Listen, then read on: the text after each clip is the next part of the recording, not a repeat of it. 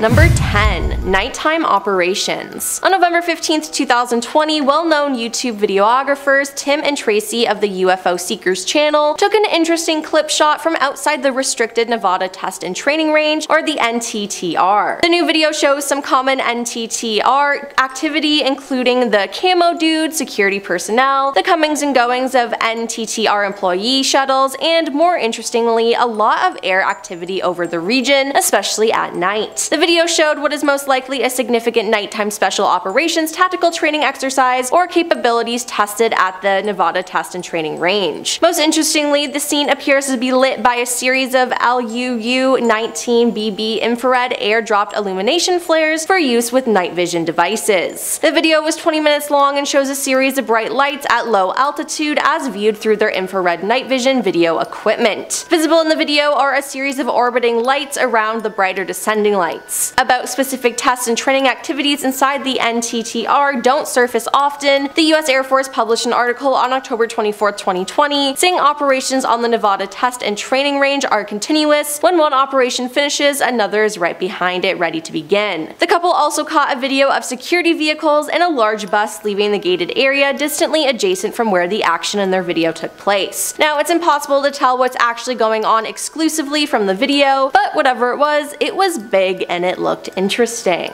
Alright, so this next photo is of Jerry Freeman, taken on a forbidden trip back in 1997. And his head here is supposedly covering the area where the secret S4 hangars are, according to the legendary Bob Lazar. So, this guy had quite the adventure close to the forbidden military base, and according to him, he was actually within the restricted area at points, but the exact borders of Area 51 aren't really shared with the public. So, what's the story with this guy? Jerry Freeman, an archaeologist, decided in 1997 that he was going to embark on a 7-day trek into the highly restricted Nevada test site. The funny thing is about this case though, is that he really had no interest in what most of us would want to see behind the Area 51 curtain. He was just interested in tracing back the trail of the lost 49ers, pioneers who had traversed the area in 1849. He was in search of an inscription made by one of the pioneers, which was believed to be a Nye Canyon above Papoose Lake on the Nellis Air Force Base, totally off limits. Freeman spent days avoiding security. He slept with nothing but a blanket and the clothes on his back. He traveled very light, too light. He was running out of water by the end. And the funny thing is that after this dangerous trek, people were asking him like, so did you see Area 51? What's in there? Where are the UFOs, man? And again, just had no interest in that side of it. So he was like, I think at one point I might have seen Area 51. He'd like climbed on a ridge above Nye Canyon looking down on Papoose Dry Lake, which is just south of Area 51. And he was like, yeah, during the day I didn't see much, but one night I saw some lights. One looked like it was coming from a security vehicle. One was kind of stationary, but it seemed to grow and like shrink in size. Could have been a hangar door opening and closing.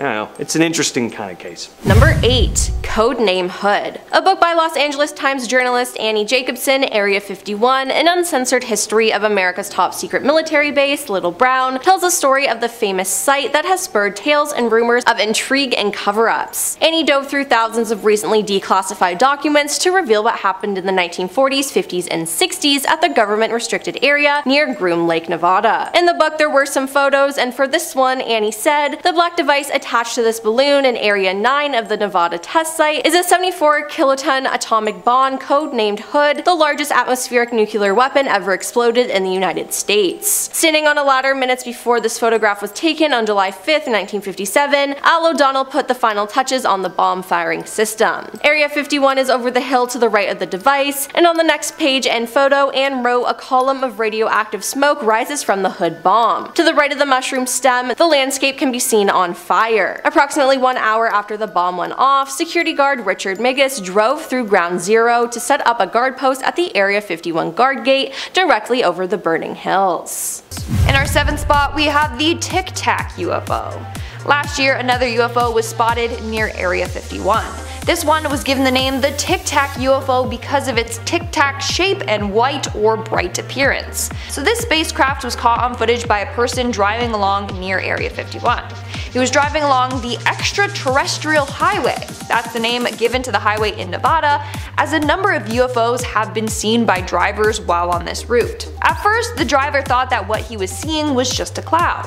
When he got closer to it, he realized that it was definitely a craft of some kind. Later on, alien hunter Scott Waring confirmed that the UFO was in fact alien in origin. Also, the area in which he was driving through had a number of wind farms in the area. Turns out that in the past a lot of UFOs have been spotted around wind farms, and one UFO even crashed into a windmill many years back. Some say this is because aliens are fascinated with human technology. In our 6th spot we have Stephen Barron. In 2016, UFO hunter Steve Barron captured video and photographic evidence of another alien spacecraft close to Area 51. These were taken near his home in Las Vegas, Nevada, an hour drive from Area 51. Using a night vision camera, Steve head out to Red Rock Canyon to try and capture a UFO. The first couple of hours, there was nothing.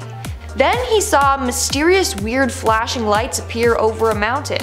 He said this in regards to the UFO and its lights, and I quote, "First one, then two, then more and more. They put on a spectacular show. I am glad I was patient because the show they put on kept getting better and better." We are now at our 5th and halfway mark with the CIA spy plane. In 2011, Los Angeles Times journalist Annie Jacobson published a book called Area 51, an uncensored history of America's top secret military base. In the book, she included a number of never-before-seen photos of the base. The first one I want to show you is of a CIA spy plane. This photo shows an A-12 ox cart hidden behind a barrier at Area 51. This was a top-secret plane that was created to reach high speeds and altitudes. During the first 3 years of testing this plane, everything was kept top secret. In fact, the pilots weren't even allowed to tell their wives what they were working on. On May 24, 1963, during a test flight, the plane crashed. The pilot, Ken Collins, was fine but had to eject himself out of the plane. But afterwards, the CIA actually injected him with sodium pentothal, aka truth serum, to then interrogate him after the crash. That's crazy. In our 4th spot, we have the rare photo. So this photo was also featured in Annie Jacobson's book Area 51, an uncensored history of America's top secret military base. In fact, this is a very rare photo that has never been published before. It was published for the first time in Annie's book, and that's it. This photo is an aerial view of Area 51 taken in 1964. I don't know why it was kept a secret for so long or how Annie got her hands on it, but she did and decided to share it with the world.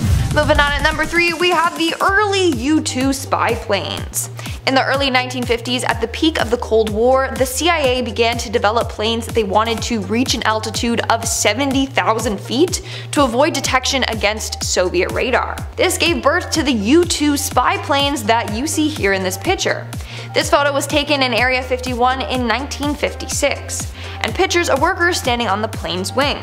Sadly, at least 3 pilots lost their lives during test flights, including 2 at Area 51 and 1 at an Air Force base in Germany. Coming in at number 2, we have Boyd Bushman. Shortly before his death, former Area 51 engineer Boyd Bushman revealed that he encountered aliens while working at Area 51.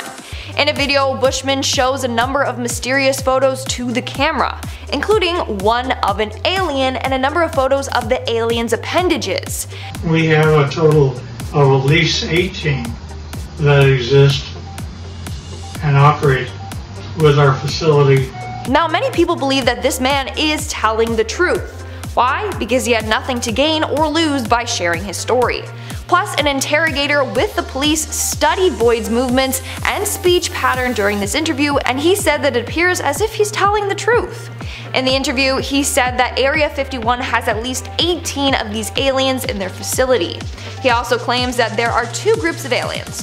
One group are called the Wranglers, the others are called the Rustlers. The aliens that are considered Wranglers are friendly and have a better relationship with humans.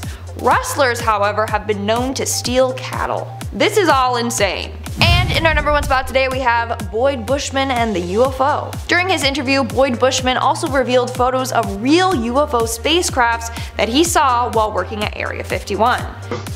Up close and personal, this is a UFO which is ready to take off.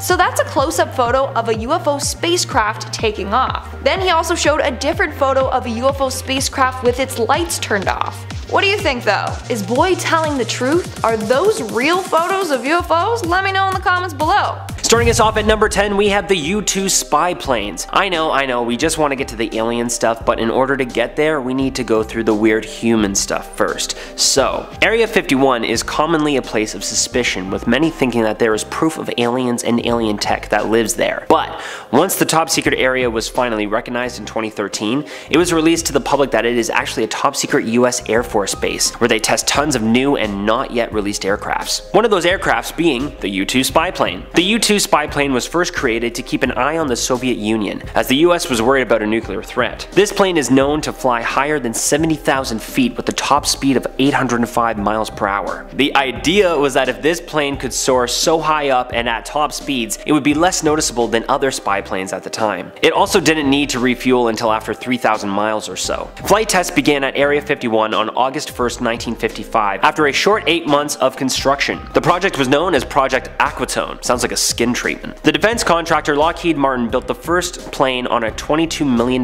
budget, which is about $207 million today. Even though this plane was crazy expensive, one was actually shot down over Soviet airspace in 1960. Both the pilot and the planes were retrieved, but forced the US to admit that they were spying. So what happened next? Well, the SR-71 Blackbird. That's right, coming in at our number 9 spot, we have the SR-71 Blackbird, the plane that was to make up for the US Air Force's previous failure. Pressure was on the Lockheed Martin team after the U-2 was shot down. They were to create an entire new plane that could not be shot down and fully operational in 20 months. In case you don't know this, that is an extremely difficult task. The Blackbird finally began testing on December 22nd, 1964, and it featured tons of new tech. Aircraft designer Kelly Johnson said everything had to be invented.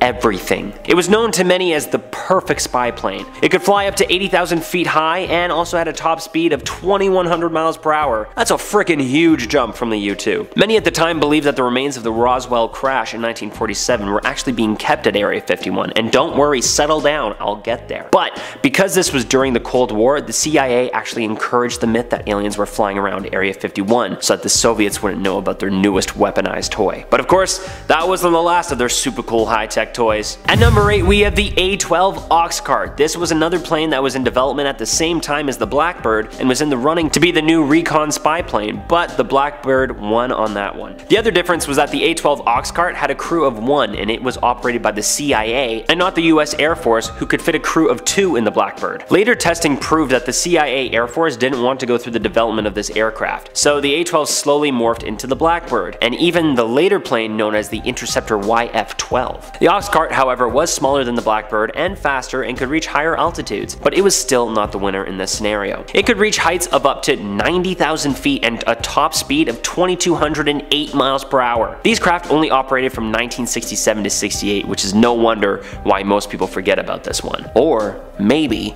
we were forced to forget about it. It's a conspiracy, man. Number 7, the Gorman dogfight.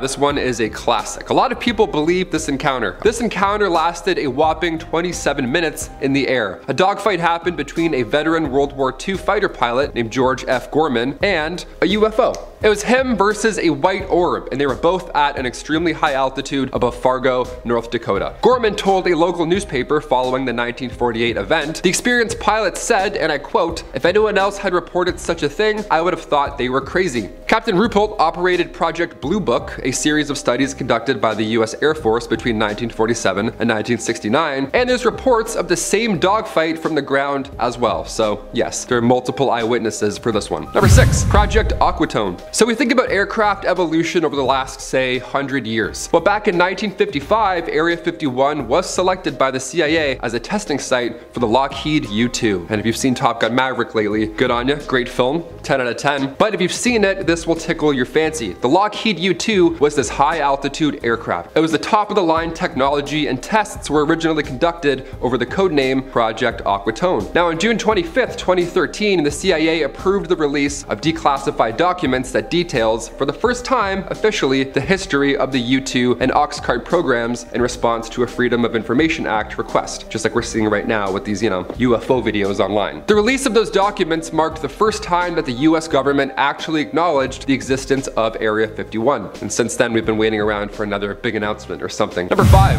Virginia sighting. We have to look at some sightings to know what goes on in Area 51, right? If it's spacecrafts or whatever, we've got to look elsewhere for clues. 2 UFO sightings were reported to the National UFO Reporting Center in Virginia on April 4th, 2019, quite recent. At 6:48 a.m., an eyewitness claimed to have seen a light blue circular craft darting across the sky in Virginia Beach headed east. So already you're pumped, right? You're jazzed. Aliens confirmed, right? Then 7 minutes later, an eyewitness at the Norfolk Naval Station, 23 miles northwest, claimed to see what resembled a shooting star with a green glow that never faded. This object also moved without noise and disappeared just like that in 10 seconds. There were 2,348 UFO sightings reported throughout the state between 2001 and 2015. Number 4.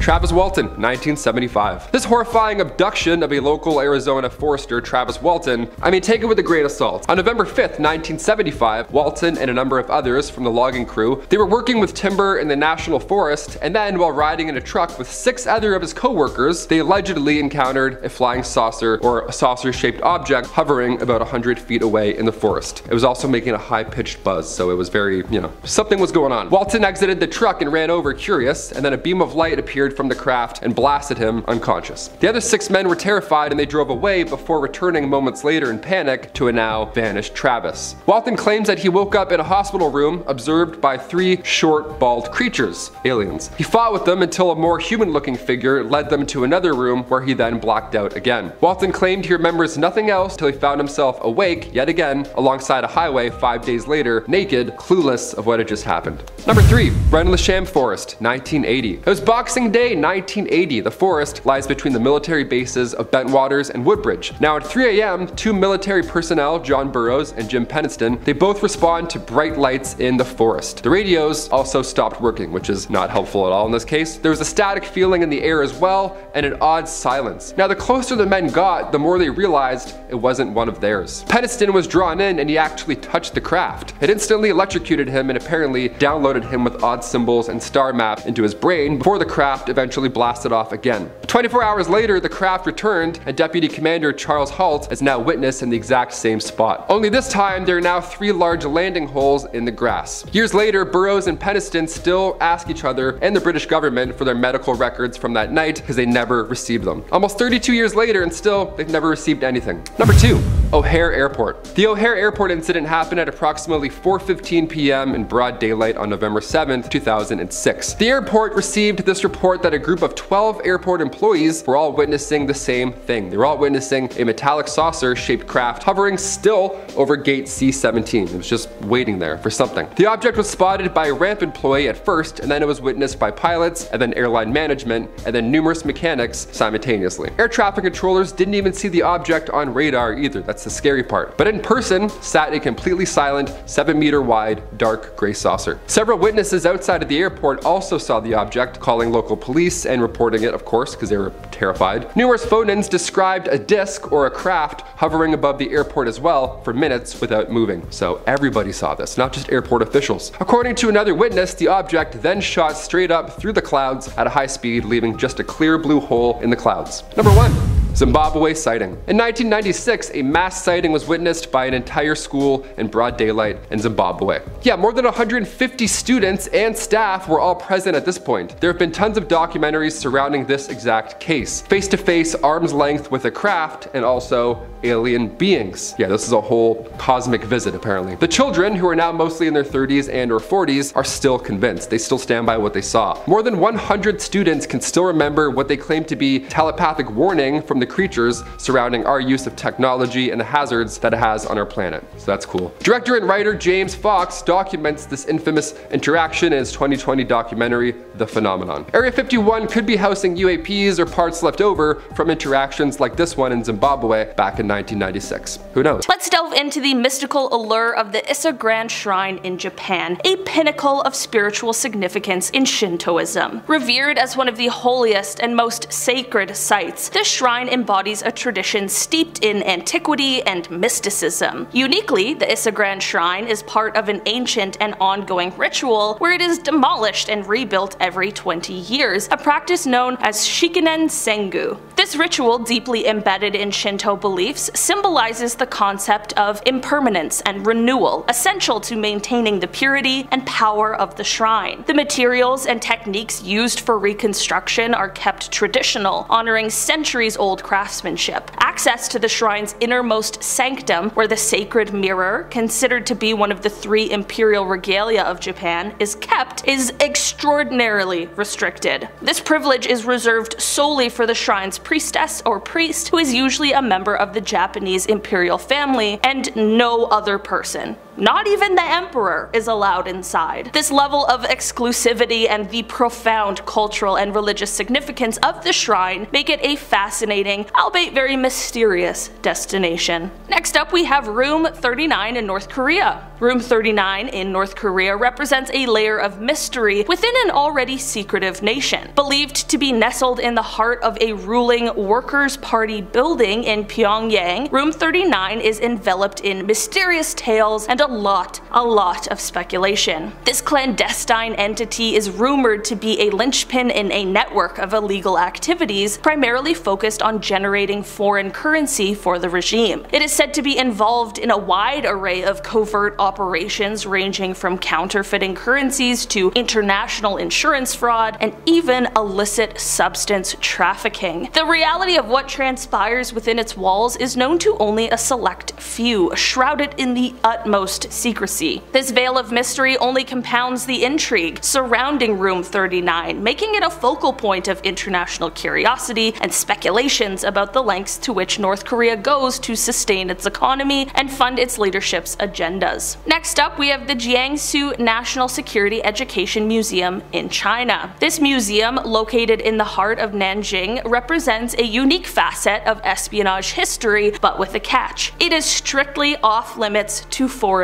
This policy is not just a formality, it is rigorously enforced, underscoring the sensitive nature of the exhibits within. Inside, the museum houses an extensive collection of Chinese espionage equipment and confidential documents, offering an unparalleled glimpse into the shadowy world of spies and secret agents. It's a veritable treasure trove of state secrets, spy gadgets, and covert operations accessible exclusively to Chinese citizens. From cipher machines used during revolutionary times to modern-day surveillance equipment, the museum provides a comprehensive overview of China's intelligence history. It stands as a testament to the country's very complex relationship with espionage. It is shrouded in mystery and very tightly controlled, mirroring the secretive and exclusive nature of the intelligence world itself. Next up, we have the Woomera Prohibited Area, sprawling across the arid landscape of South Australia. This place stands as one of the world's largest military testing ranges. Covering an area larger than some countries, this vast, desolate expanse is full of secrecy and tightly guarded against public intrusion. Established in the Cold War era, it has been an essential site for testing a wide array of military hardware, ranging from cutting-edge missiles and advanced weaponry to unmanned aerial vehicles and drones. The testing conducted here is crucial for national defense and international collaborations involving partners like the United States. The airspace above Woomera is regularly cleared for testing, creating a temporary no-fly zone that underscores the seriousness of the activities undertaken. Despite its importance, very little is known about the specific projects and experiments conducted within its boundaries, as strict security measures and confidentiality agreements keep these details out of the public eye. This combination of vastness, secrecy, and advanced military technology makes the Woomera Prohibited Area a fascinating and intimidating locale, far more restricted than most classified sites globally. Next up, we have the Boyd Bushman photos. So Boyd Bushman is no longer with us, but he took with him to his grave many tales of the extraterrestrial friends he met as a Lockheed Martin engineer working within Area 51. At least that's what he claimed. In 2007, Bushman was filmed in a video talking with independent aerospace engineer Mark Q. Patterson about his experiences in the restricted area, claiming to have met several aliens, some of whom were hundreds of years old apparently and hailed from planet Quintumnia. Even said some of these Quintumians were employees of Area 51. Held up a bunch of photographs. The video became relatively big, but I gotta say, call me crazy, these pictures look not great. That alien looks like it's from Spirit Halloween. Nothing against Spirit Halloween. I go every Halloween, but not the most convincing. I think Boyd knew he was on the outs. He died not long after this interview, and I think he wanted to go with a little bit of a prank. Can't blame him. In fact, I respect him for it. Number 6. Gabe Zeffman. Gabe Zeffman, a private pilot and amateur photographer, spent Christmas Day 2020 flying his Cessna 150 plane over Area 51 and snapping just over 1,000 photos. He captured stunning visuals of the Nevada Test and Training Range and Area 51, showing a mysterious triangle shape inside an open hangar. The hangar is just south of the main NTTR complex at Area 51, and the object looks large, although it is unclear. It does appear to be the only hangar that's open as well. In the videos of his flights posted on YouTube, Gabe can be heard getting clearance for his route over the restricted area. Now for this particular flight, he had higher quality photography gear that allowed him to capture better photos. So what's in the hangar? Seems like we may never know. Number 5, the alien interview. So there's actually footage of this one, so yeah, not really photos, but I mean, isn't video better than a silly old still photograph anyway? This footage was shown in a 1997 documentary entitled Area 51, The Alien Interview, and the big selling point here was that you were gonna see real footage of Area 51 employees in the S4 facility communicating with an extraterrestrial on camera. The man behind the film, simply known as Victor, narrates through the footage, claiming to be former Area 51 employee and whistleblower who copied the footage, which was taken in 1989 before setting out to share it with the world. So you don't hear what was actually being said in the video. There's no sound other than the mysterious Victor relaying the information over the footage, but you do see what looks to be your classic gray alien moving around and opening and closing its mouth. I mean, if it was just a puppet, there was definitely some effort put in here, and by that I just mean they tried to make it look like it was moving. Number 4. Closest photos of the base ever. In 2017, Tim and Tracy of the UFO Seekers, who was mentioned before, hiked up the 1.4 mile high Tikaboo Peak, a mountain 25 miles opposite the mysterious military base, in order to capture the closest ever pictures of Area 51. From the peak of this mountain, the duo of UFO hunters used a special telescopic lenses to get the clearest photographs of the buildings and vehicles inside the top secret government site. The Area 51 pictures taken show what looks like a water tower, several complexes, and vehicles moving around. Next up, we have the UFO. In December of 2019, Nevada resident Steve Barron shared pictures and video of this mysterious object flying over a mountain range close to his home. So whatever the object is, looks big. It's far off in the distance, but it's very noticeable and very bright. Definitely doesn't look like the small specks you get in the sky with satellites. It's super bright again, and it moves in a strange pattern too. It doesn't move at one consistent speed or in one single direction. There's a point where it kind of looks like it could be a satellite. It's moving through the sky in more of a traditional pattern, just straight across. But then it stops, starts moving back in the direction it was coming from, and seems to clip along at a good speed too. Like whatever this thing is,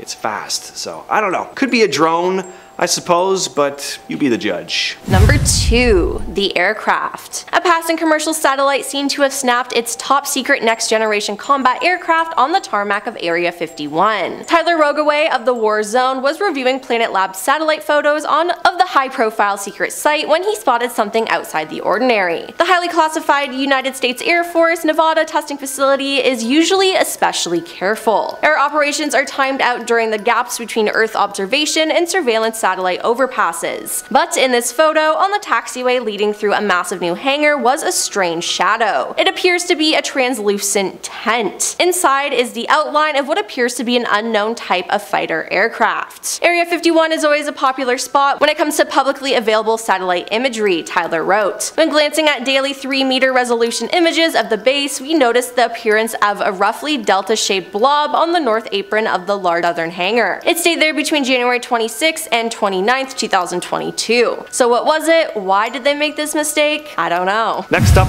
we have the Area 51 entrance. So a few years back, satellite photos were shared online showing what looked to be a possible entrance to the ever-elusive wonder that is Area 51. Someone was cruising around on Google Earth and spotted a road leading to a parking lot by the foothills of a mountain. Now, whatever this road leading to this parking lot was actually built for, it wasn't there back in 1998, where satellite images of the same area showed there to be no road leading to this dead-end area with the parking lot. So what's going on? It is pretty strange. Why have all these roads been built leading to parking lots in seemingly dead-end areas by the side of a mountain? There's nothing there. It's not like, you know, they'd park there and then walk all the way back down the road to go somewhere else. No, it seems as if there's a secret tunnel that's been carved into the side of the mountain. I think Bob Lazar said something about some mountain facility in Area 51. As for what's going on in there, your guess is as good as mine. Starting us off with number 10, our secrets kill. In 1994, the US Air Force and the EPA were sued by the widows of Walter Kaza and Robert Frost. The two contractors died while working at Area 51 because they were present when massive quantities of unknown chemicals were being burned in open pits at Groom.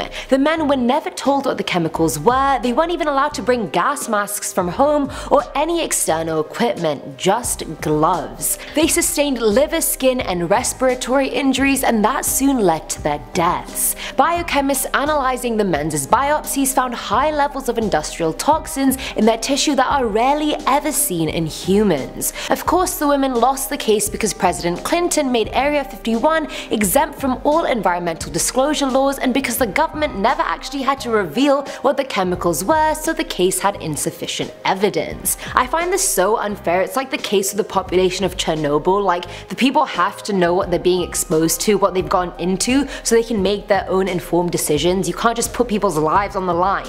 Come on people, let's think. Coming in at number 9 is the employee route. This is one of the most secret places in the world. The contractors there don't even know what materials they're working with. No civilian has ever been inside. Presidents in the past have even requested to know more, like the place is an enigma. And if you thought the employees working there would at least have the real tea, well, you're still half wrong again. National security wanted to make 100% sure Area 51's employees wouldn't ever be able to make it to work without a roadmap, so they came up with a plan. Workers show up to a certain spot in Las Vegas every day and actually get flown into work so they can't remember how to get there. Forget the employees, they had to minimize other people's suspicion and curiosities as well. I mean, employees could easily be followed, so they prevented it completely. Imagine being flown into work every day. Usually I'd say what a life, but in this case I'm really not too sure. And to top it all off, all employees are paid in cash only and have to sign their receipt with a fake name since they're part of a black project. At number 8 we have Dreamland. Before the site gained all this fame with Area 51, it was actually called Dreamland. Weird, I know. I only know of one other Dreamland, and it's a water park, not an alien conspiracy site. When it was Dreamland, there weren't all these spooky, freaky stories surrounding it. It didn't make people run for the hills like it does now. It was initially called Dreamland because it was meant to be a quiet place where workers could do their job, mind their own business, and not be called out for being aliens. I don't know whose idea it was to call it Dreamland. Maybe they thought all their dreams would come true if they got all these military jets, right, or these nuclear weapons, or if they dominated other planets. I don't know. That's why they did all this testing, right? But even then, I still don't see the link between military training and aircraft testing and Dreamland. It's probably Dreamland for someone, but that's definitely not me. At number 7 we have the M21 and D21 tag board. Originally known as the Q12, this craft was originally intended to be expendable. The name was later changed to D21 tag board because it was carried on the back of the A12 launch vehicle designated at M21. M stood for mother and D stood for daughter. Then the project was given the name tag board. The D21A was built with titanium and various radar absorbing plastic composites and looked like a stovepipe with a cone in its inlet. The D21 could fly up to speeds of 1700 miles per hour at an altitude of 95,000 feet. It also had a 3,450 mile range before it needed to refuel. That's pretty impressive. The M21 was a two-seat version of the A12, but unfortunately these tag team drone planes had a bit of an accident. During a flight on July 30th, 1966, a D21 collided with an M21 on release, destroying both crafts. Both crewmen were able to be ejected in time, falling to the sea, but one of them tragically drowned after his pressure suit leaked. The D21 drone was then later replaced by the KH-11 keyhole reconnaissance satellite. At number 6 we have everyone's favorite new toy, drones! Okay, I don't actually mean the US Air Force is testing all those tiny little remote controlled toys that we all buy online, but it is believed that the new hangar being built in the same place where the A12 Oxcart was tested is actually home to a fleet of new unmanned drones that are just waiting to be taken for a test fly. Test drive? You know, it doesn't matter, you get the point. A quartet of modern hangars divided into two separate buildings measuring 90 feet wide are known to be the hangars number 20 to 23 and have been seen going through some pretty major upgrades. Upgrades for what? Probably these drones.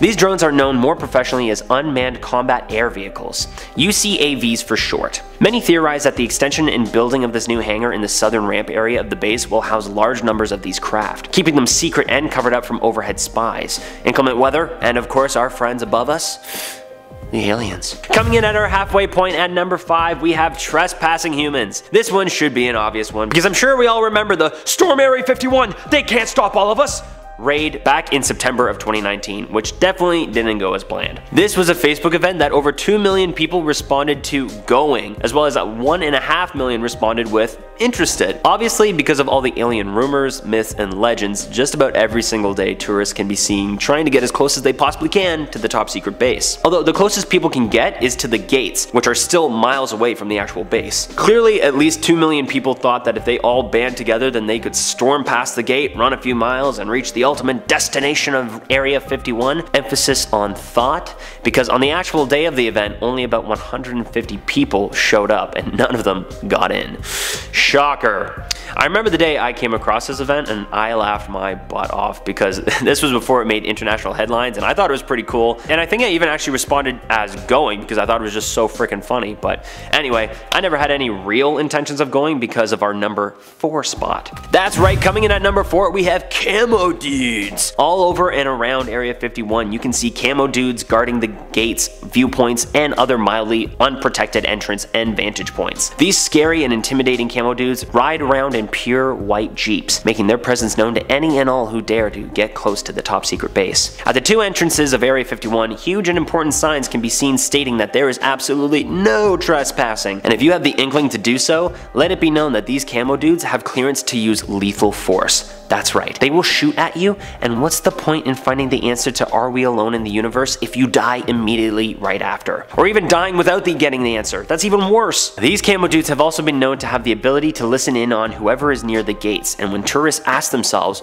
hey, I wonder if they will wave to us, they immediately give back a nice little wave confirming that you are being watched and listened to. So, tread carefully. Starting us off in our top 3 spot at number 3, we have UFOs. That's right, no duh. Due to all the top secret flight testing that they do in and around the top secret base, many have found secret little vantage points to camp out and see if they spy anything. With some luck, many have reported seeing UFOs and strange lights above the airbase at night, and many don't believe them to be human technology. Not only have there been reports of strange lights and UFOs above the base, but even in the state of Nevada, there have been countless eyewitnesses to strange things and objects in the sky. I mean, that only makes sense, as Nevada is home to the extraterrestrial highway, which of course was created due to all the alien lore surrounding the area. But many bars, restaurants, cafes, gift shops, all of those things all go along with the theme and also believe for themselves that aliens are indeed real and are indeed here. At number 2, we have spacecrafts. Actual alien spacecrafts. Oh my god! Back in 1942 in Roswell, New Mexico, a devastating crash apparently took place on the night of July 8th. The Roswell Army Airfield reported that they recovered a flying disc from the scene, only to retract their statement soon after, reporting that it was actually just a crashed weather balloon. Yeah, right. Since this incident, many have gone on record saying that the famous picture of Jesse A. Marcel posing with the weather balloon debris was indeed faked. That was what they were asked to report on after the top secret government officials confiscated the actual crash debris and were never seen of again. It is now popular belief that not only was the craft confiscated and brought into a top secret high government hands, there was also 3 human-shaped bodies. Notice the wording. Human-shaped, but not human. Due to all of its top secret mythos, many believe that once Area 51 was built in 1955, that's where all of the evidence from Roswell, New Mexico now rested. Of course, there's no way to prove it unless we get in there, and by the way, I also recently learned that there are even secrets and truths kept from the freaking president. So don't count on getting close to any of that info anytime soon. But wait, back up. Dewey, did you say 3 human-shaped bodies were recovered? Does that mean... Yup. Finally coming in at our number 1 spot, and the most shocking and obvious thing on our list is actual aliens! Back in 1995, footage of an alien autopsy supposedly at Area 51 was released thanks to London-based video entrepreneur Ray Santilli. This footage caused an international sensation and was shown on television networks all over the world. Santilli later in 2006 admitted that the film was a reconstruction, which, no duh. But do we really think the government and the Men in Black would really let the news channels all around the world show an alien autopsy? I don't think so.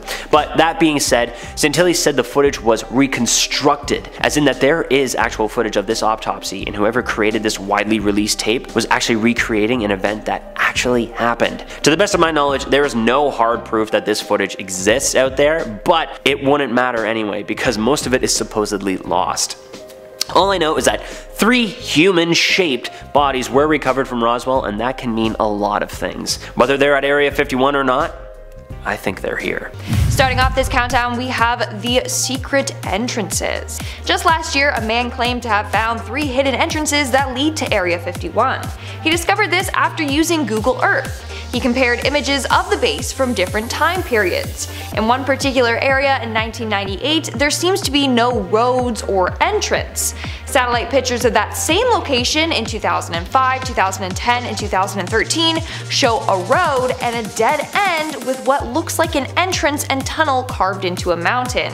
In fact, at the dead end, there appears to be cars parked there.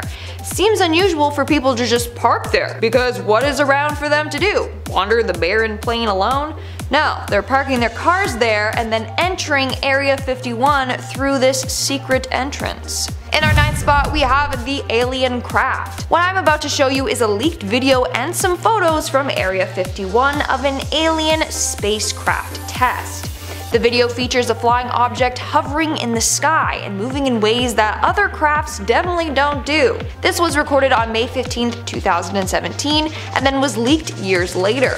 If this isn't actually a UFO, then what could it be? That's what's baffling people. The way it just moves up and down and side to side that quickly is very strange, especially because of its size. What do you think though? Is this proof that Area 51 has gotten their hands on an alien spacecraft? Moving on to number 8, we have the transportation of a UFO. When this next photo was leaked online, it was met with a number of conspiracy theories. So this is the image of the CIA transporting a large part for one of their top secret projects. In fact, when this was getting transported, the CIA sealed off the entire highway. And I'm sure you can see why this was met with a number of conspiracy theories. Like, look at the shape of the thing that they're transporting. That is definitely a UFO or part of a UFO spaceship. Now, this is where it gets even more interesting. Somehow, a group of bikers made it onto the road. When they were stopped by some soldiers, they asked what they were transporting, and the soldier said they found a UFO up in the mountains. Now apparently he said this jokingly, but who knows? Nestled in the ancient city of Aksum, Ethiopia stands a modest chapel believed to be the final resting place of one of history's greatest relics, the Ark of the Covenant. This sacred chest, as described in the Hebrew Bible, is said to contain these stone tablets of the 10 Commandments given to Moses on Mount Sinai. Shrouded in divine mystery, the Ark's presence in this chapel is guarded by a single monk appointed for life. This guardian, sworn by a vow of silence and seclusion, is the sole human allowed to gaze upon the Ark, making this one of the most restricted religious sites on the planet. This strict access and secretive nature of the chapel's contents have imbued it with a profound sense of reverence and intrigue. Pilgrims and tourists may visit the compound, but the chapel itself remains a tantalizing mystery, its secrets preserved within its unassuming walls. The blend of myth, religion, and historical significance surrounding the Ark continues to captivate the imagination of believers and skeptics alike, making the Chapel of the Ark of the Covenant a unique and mysterious site in the tapestry of human history. Moving on down, we have the Heard Island volcano. Heard Island, situated in the sub-Antarctic, is one of the most remote and inhospitable places on Earth. Dominated by the active volcano Big Ben, the island presents a landscape of dramatic natural beauty and daunting extremes. The harsh climate, characterized by persistent cold, fierce winds, and heavy snowfall, renders access to this isolated island almost impossible. Besides its challenging geography, Heard Island is designated as a protected nature reserve, emphasizing conservation and scientific study while strictly limiting human interference. This combination of natural barriers and legal protection ensures that Heard Island remains one of the least disturbed ecosystems on the planet, a pristine sanctuary for wildlife, and a natural laboratory for scientists studying climate change and volcanic activity. Next up, we have the Royal Bedroom in the United Kingdom. Located in the heart of Buckingham Palace, the Queen's bedroom, well, I suppose it's now the King's bedroom, epitomizes exclusivity and is undeniably one of the most restricted rooms in the entire United Kingdom. This room, steeped in royal history, is a sanctuary for the reigning monarch, filled with priceless artifacts and personal treasures. Its notoriety peaked in 1982 when an intruder, Michael Fagan, shockingly made it past palace security and into the room, an unprecedented breach that shook the foundations of royal security. This incident prompted a massive overhaul of palace security protocols, of course, transforming the bedroom into a veritable fortress within Buckingham Palace. Access to this room is now more tightly controlled than ever, reserved for a select few, and guarded with the highest levels of security, ensuring that such a breach remains a once-in-a-lifetime occurrence. Moving on, we have Area 122. Area 122, ensconced within the Antarctic Treaty's no-go zones,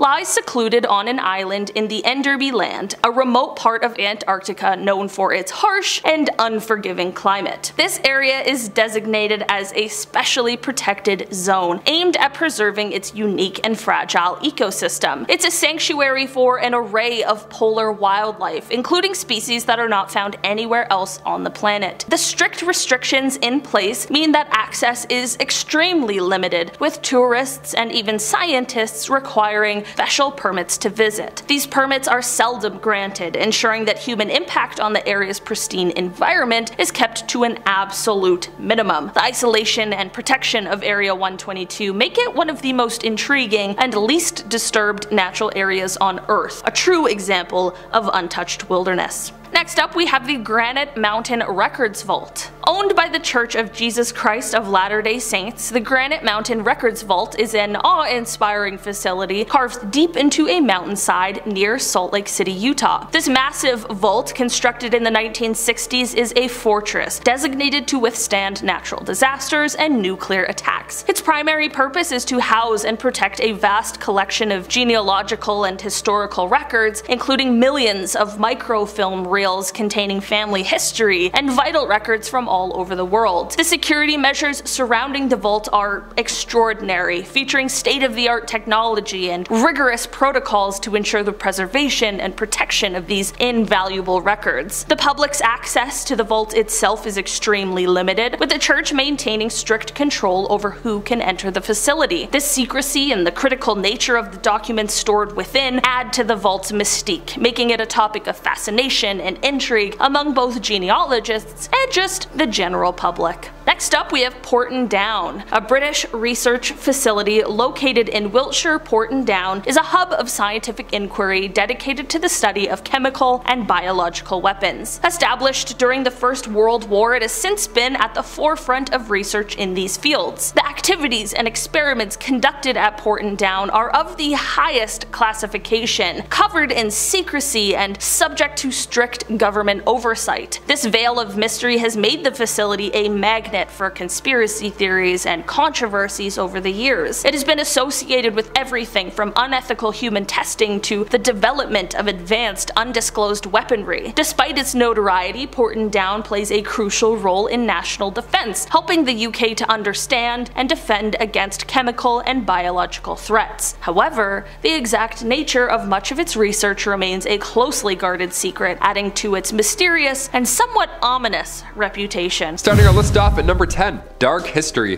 This secret base in the Nevada desert acts as the US military hub for spatial engineering and, possibly, hopefully, some reverse engineering for some alien crafts. The area is named after the geological grid of the desert. The area gained notoriety, of course, in the early 90s, with numerous claims that workers had worked on alien aircraft and even heard of harboring alien creatures underground. The entire premises is fenced off with signs saying no photography allowed, and also use of deadly force is authorized. So whatever they're hiding here, it's mostly military, hopefully with a little splash of ET. The base has been a testing facility for the Air Force and remains one of the most highly secured and secretive bases in America. Number 9.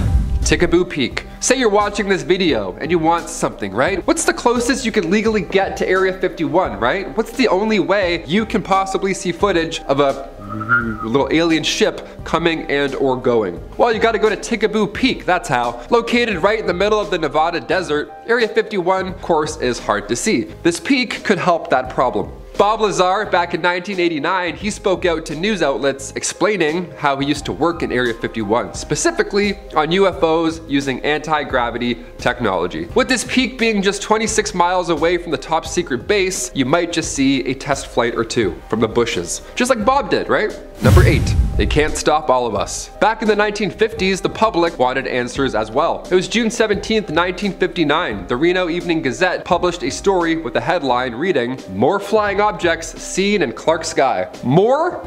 What'd I miss? More flying objects? Then the paper even went on to describe how Sergeant Wayne Anderson, a local sheriff, was one of many locals that spotted what the paper described as an object bright green in color and descending towards the earth at a speed too great to be an airplane. Yeah, like a meteor, I guess. I don't know, that's terrifying. What could they possibly be talking about? Filling our number 7 slot is the landing strip, and we can thank Google Earth Images for this one. Back in 2016, it revealed a strange mile-long landing strip located in Area 6, which is about 12 miles northeast of Area 51. There's also a cluster of hangars at the end of the runway, which is quite odd, and if you don't know what a hangar is, it's basically a building that houses aircrafts. No one knows what's being tested there and why the hell they have a mile-long runway. It looks sus, and based on my previous video about what the government is hiding in Area 51, this is the fully functional alien airport I was talking about. Check that video out if you haven't already. Now at number 6 is Paradise Ranch. So of course there are a number of employees that work at Area 51, and regardless of how high up you were or how much you enjoyed your job, living in the middle of nowhere in the desert is boring. During its heyday when it was a testing site for the U-2 aircraft, an engineer called Kelly Johnson tried to rebrand the area to try and convince more government workers to move there with their families, so he came up with Paradise Ranch. Far from paradise, it was actually just an area filled filled with rows of trailers for families to live in. That is literally it. No amenities even, I mean at least build a grocery store or a pool. I don't know how they named it Paradise Ranch, that's the biggest fake news if you ask me. And either way, clearly the ghost town trailer area remained a ghost town trailer area. Even the picture of it just gives me the creeps. Coming in at number 5 is the picture. There are barely any aerial pictures of Area 51 at all, and in 1974 astronauts on Skylab 4 were taking pictures of Earth for a larger project, and they happened to take a picture of Area 51. Honestly, you can't even see anything in the picture but the lake and terrain, but soon after a memo went around to them saying they had specific instructions to not do this and that this was the only location which had such an instruction. They want to keep this so under wraps. The CIA considers Area 51 to be the most sensitive spot on Earth. So apparently now we can't even take pictures of it from space. I mean, can the CIA control what we do in space? I don't think so. At number 4 is the fire. Most of you know Tom DeLonge as the lead singer of Blink-182, but what you may not know is that he's now an alien hunter. A few years ago he went camping near Area 51 and things got real. During one night he woke up at around 3 AM and his body felt weird. It felt like static electricity was coursing through his body, and when he finally opened his eyes he realized at least his fire was still going, but there also seemed to be noises coming from outside his tent. And it wasn't just one sound, it sounded like it was coming from 20 people. Immediately he was thinking, right, I'm about to get abducted, here they are, they're not gonna hurt me, they're just talking.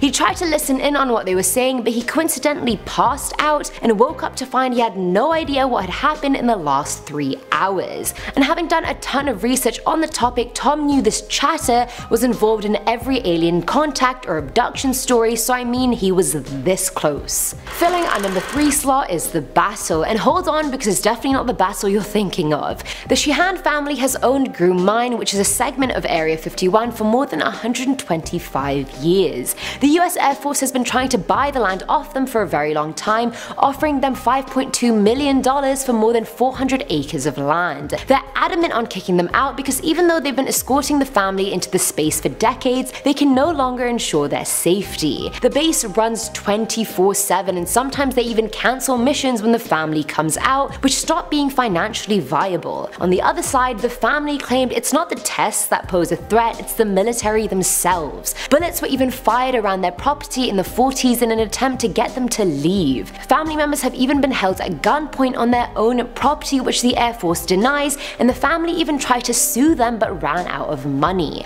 They no longer own the land that generations had worked so hard to obtain, and I think that puts into perspective that when Area 51 is concerned, anything goes. Now at number 2 is the humming. Back in 1965, Charlie Arundel was working as a security guard at a mine near Area 51, and on 2 consecutive nights he was told to shoot anything he saw on sight. Him and a few other guards were driven to another airstrip and told to guard it. The first night they all heard a weird, almost muted humming sound for half an hour, and when the sound stopped, their shifts ended as well. But as they were leaving, they saw a huge circular camouflage tent on the runway surrounded by armed troops with their backs to it.